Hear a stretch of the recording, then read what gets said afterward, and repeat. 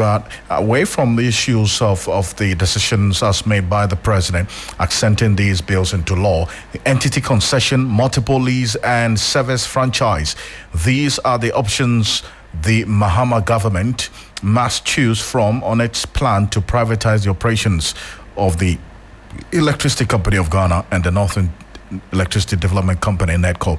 It follows the submission of the final report by the 7-member committee tasked with finding the most efficient means to allow for private sector participation. Mawana Gbeta has the details of the story. Over the last 2 months, the committee met with over 280 individuals and up to 35 institutions, all aimed at arriving at the best possible path to private sector participation in Ghana's energy distribution mix. The committee's investigative work will reveal teething challenges within ECG's operation, some of which have become subject of public discourse. 2 of those challenges have to do with the administrative setup of ECG. 3 of them have to do with operational issues. And another 3 have nothing to do with ECG at all. They are outside ECG's control.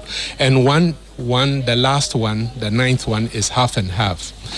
Now, some of those internal administrative things are to do with governance and management. I mean, it is mild to say that there's a problem with the governance and management at ECG. On privatization, 3 modules have been offered to government, from which it must make a decision. An outright concession for the entire ECG.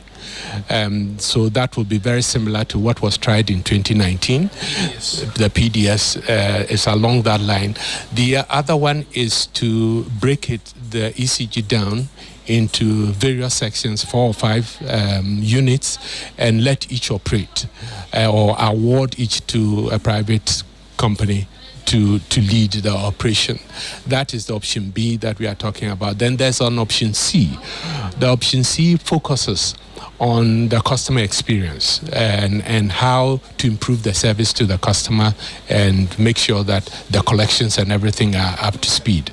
Energy Minister pledged swift action on the report while insisting on transparency in the process. The next step from here will be to do a position paper to Cabinet for the entire government to consider and approve the option that we will be pursuing, following which we would establish a project implementation committee.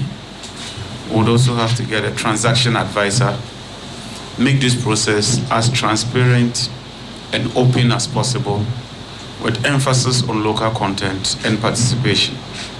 And so we encourage everyone to support us and to ensure that we deal with the challenges confronting the distribution sector. Some committee members are expected to as well contribute to the implementation process once Cabinet approves of the way forward.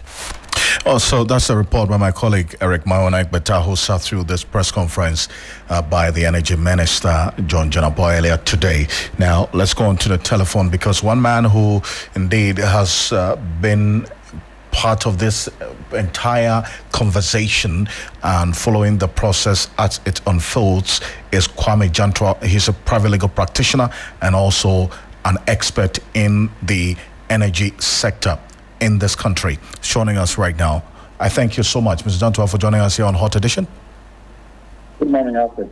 How are you? I'm well, thank you. It's always good to talk to you. Good evening to your listeners. Great. Now, first off, you've heard it. The minister says in the coming days there's going to be a position paper that he will present to Cabinet, and a project implementation committee is going to be put in place.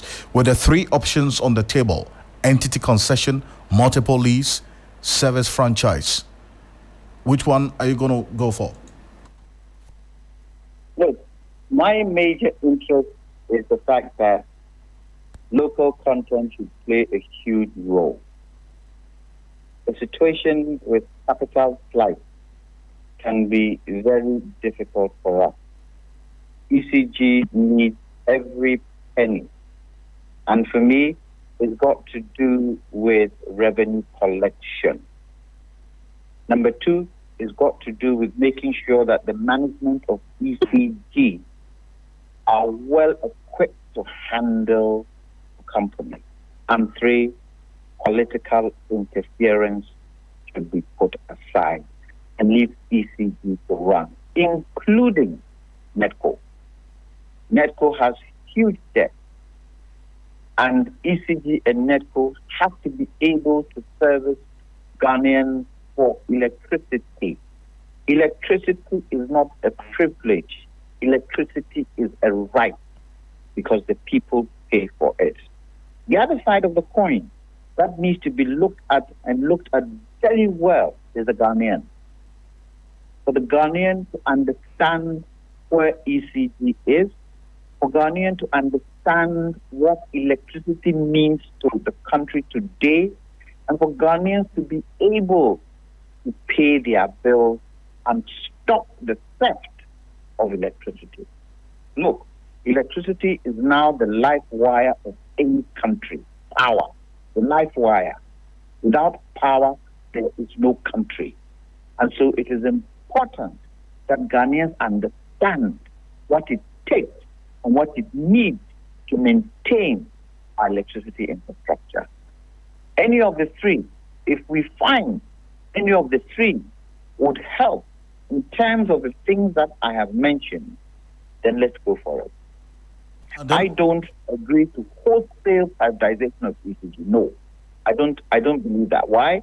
I'm not for that because ECG has a lot of infrastructure, which you don't want it to be halved into little bits. By the time you realize there'll be only one bit sticking, and we don't want that. I think it was either the IMF or World Bank who broke us up. Because once upon a time, we used to be one. DRA, GRIPCO, ECG used to be one unit and one powerful unit. They broke us up, and in breaking us up, allowed personal interest to take in. And when I mean personal interest, you then got foreign companies coming in like the IPP, and they then came in to compete. We need a situation. I haven't seen in any country where its electricity infrastructure is broken the way Ghana is broken. And it is something we need to look at. But first of all, we need to get revenue into the coffers of ECG. And we need ECG to have KPIs that they would be able to handle. Apart from that, the procurement process of ECG should also be looked at. Because if you look at what we're seeing with regards to the multiple containers of numbers that were ordered, where some have even been pilfered, is a huge challenge for us. Huge challenge. So let's take it step by step. Let's start with the revenue, getting the revenue in.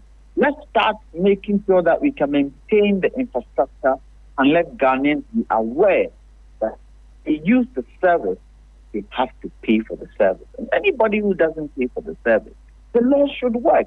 It's straightforward. There's no ifs or buts. The laws should work. If you're building a house and you know you don't have the wherewithal to do what? To put electricity in, then maybe if the house is built, go for renewable energy. Put solar on your roof and generate your own electricity. The net metering, that one we can discuss with ECG later, but we need the revenue to keep ECG afloat. And if you talk about, for instance, stopping the theft, which is, also one of the means ECG loses revenue, beyond this moral suasion that you just did, appealing to Ghanaians to pay for the power that we consume, obviously some persons or recalcitrant would not heed to this moral suasion. What measures do you expect to be put in place to make stealing power an expensive venture? The law should work. Alfred, the law should work. We are too relaxed in enforcing and implementing the law. We have laws for theft. And if you steal electricity, the laws should work. ECG workers themselves should be disciplined enough to know that the job they are doing is what is paying their daily salary, paying their daily wage. So they should treat it like their own. And anybody who trespasses, does anything untoward against ECG should be taken up. It's simple. We tend to pussyfoot around people who do illegal things. And then the illegal things now become legal. And then it hurts our economy. And then people now complain about government. Oh, government isn't doing this, government isn't doing that. Forgetting that they are part and parcel of the problem. Those doing it. And it has to stop. It has to stop. The laws have to work. That's the only way I can see. What else can you do? You come to somebody's house, they're stealing electricity, charge them to court.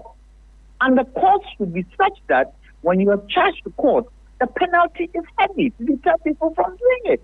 It's simple. I also believe going forward, the renewable side to be looked at. We should look at how we move conventional electricity from residential into business, and then renewable get into residential well enough. Because if we take that line, within the next 10 to 15 years, you would find that every house that was built has a solar panel.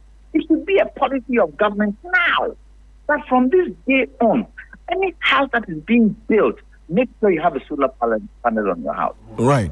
And how about the demand that you make of local content? Public Utilities Workers Union is saying they have the wherewithal to do the work.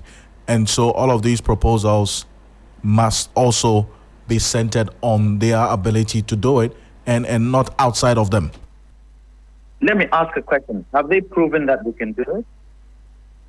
If they've proven that they can do it and they can show us that they can do it, so be it. Let them be part and parcel of it. You just can't talk and not do anything. As they say, talk is cheap. Talk and let's see the action. That is what people want to see. Talk and let's see the action. The fact that you're a union doesn't mean every second you've just got to get up and say, I'm a union, so I won't do this, I won't do that. No. It's that there are times when union has to be able to work with government to achieve a certain aim. There are times. Because I don't understand.